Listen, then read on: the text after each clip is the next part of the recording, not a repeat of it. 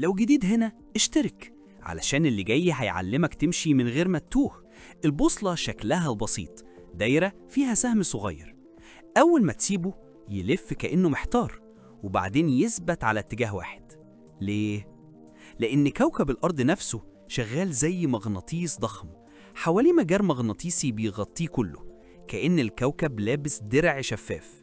السهم اللي في البوصلة مصنوع من معدن بيتأثر بالمجال ده، ولما يتحرك بحرية يبدأ يتألاين مع الخطوط اللي خارجة من القطب الشمالي للقطب الجنوبي. أول ما يستقر يثبت على الشمال. يعني السهم مش عبقري، هو بس ماشي ورا قوة الأرض. وعلشان كده البوصلة طول عمرها أداة صادقة توضح الاتجاه حتى لو اللي ماسكها نفسه ضايع. وفي النهاية ما تنساش تشترك في القناة وتبص على اللي فات وتستنى اللي جاي، لأنه هيوضح طريقك أكتر.